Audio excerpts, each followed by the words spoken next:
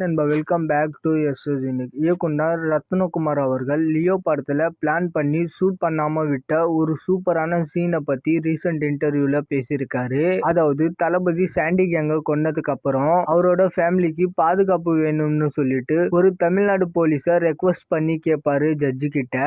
அப்ப ஜட்ஜோட பதில் பாத்தீங்கன்னா, இவ்வளவு ஹை ரேங்கிங் போலீஸ் ஆபீசர் இங்கேயே இருக்காங்க, நீங்க ஏன் பேசல தமிழகத்துல இருந்து கேக்குறீங்க அப்படின்ற மாதிரி எல்லாம் கேட்பாரு. இல்ல அங்க இருந்து தான் வேணும்னு தளபதி சொல்றப்போ, அதுக்கு தமிழகத்துல இருந்து வந்து உங்களை ஒரு போலீஸ் ஆபீசர் காப்பாத்து போறாரா அப்படின்ற மாதிரி ஜட்ஜி கேட்பாராம். அதுக்கு தமிழகம் இல்ல தமிழ்நாடு அப்படின்ற மாதிரி தளபதி ரிப்ளை பண்ற மாதிரி இருக்குமா. Then again judge what ever அப்படின்னு சொல்ல, வாட் எவர் இல்ல தமிழ்நாடு அப்படின்ற மாதிரி தளபதி திரும்பவும் சொல்லுவாராம். தென் ஃபைனலா ஜட்ஜி பெருமூச்சு விட்டுட்டு, தமிழ்நாட்டுல இருக்கிறவங்க தான் உங்களை காப்பாத்த போறாங்களா அப்படின்னதும் தளபதி அவங்க காப்பாத்துவாங்க அப்படின்ற மாதிரி சொல்லுவாராம். அதுக்கப்புறம் தான் நெப்போலியன் கேரக்டரா அப்பாயிண்ட் பண்ற மாதிரி இருந்துச்சாம். பட் அந்த சீன் கொஞ்சம் சீக்கிரமா முடிஞ்சு பாஸ்டா போகணுன்றதுக்காக ஷூட்டிங் டைம்லயே அது வேணான்னு சொல்லிட்டு அதை ஷூட் பண்ணவே இல்லையா. அது இருந்திருந்தா சூப்பரா இருந்திருக்கும் அப்படின்ற மாதிரி ரத்னகுமார் அவர்கள் சொல்லியிருக்காரு. ஆக்சுவலி இது நல்லா தான் இருக்கு. அதுவும் இப்போ பொலிட்டிக்கல் என்ட்ரிக்கு அப்புறம் அது கரெக்டா ஷூட் ஆகும். பட் ஸ்டில் ஒரு பொலிட்டிக்கல் ரெஃபரன்ஸா இருந்திருக்கும். ஓரளவுக்கு அந்த டைலாக்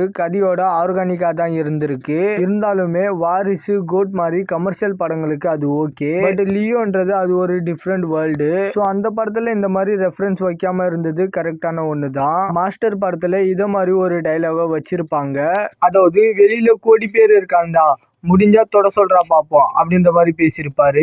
அதை பார்க்கும்போது அது ஒரு மிகப்பெரிய தியேட்டர் மூவ்மெண்டா இருந்துச்சு. பட் ஸ்டில் லோகேஷ் படத்துக்கு அது ஒரு அந்நியமான டைலாகா தான் தெரிஞ்சுது. அண்ட் இந்த டைலாக்ஸ் எழுதுனது எல்லாமே ரத்னகுமார் அவர்களோட வேலை தான். அண்ட் லோகேஷே சொல்லியிருந்தாரு, லியோ டைம்ல ரத்னகுமார் அவர்களை இந்த மாதிரி ரெஃபரன்ஸ் எல்லாம் எதுவுமே வேணான்னு சொல்லிட்டேன் அப்படின்ற மாதிரி. ஏன்னா கில்லி காரப்பூரி ரெஃபரன்ஸையும் வைக்கலான்ற மாதிரி ரத்னகுமார் அவர்கள் சொன்னதா லோகேஷ் அவர்கள் சொல்லியிருந்தாரு. பட் இது எல்லாமே கரெக்டா விவரமா அவாய்ட் பண்ணிட்டு பிளாஷ்பேக் போர்ஷன்ல மட்டும் கமர்ஷியல் தளபதியை கொண்டு வந்திருப்பாரு. சோ அதை மட்டும் எப்படி மிஸ் பண்ணாருன்னு தெரியல.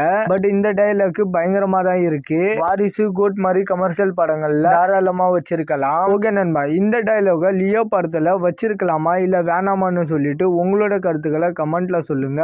அண்ட் இந்த மாதிரி தளபதி பத்தின அப்டேட் தெரிஞ்சுக்க மறக்காம எஸ்எஸ் யூனிக் சேனலை சப்ஸ்கிரைப் பண்ணி சப்போர்ட் பண்ணுங்க. இதோட வீடியோ முடிச்சுக்கிறேன். ஓகே, பாய்.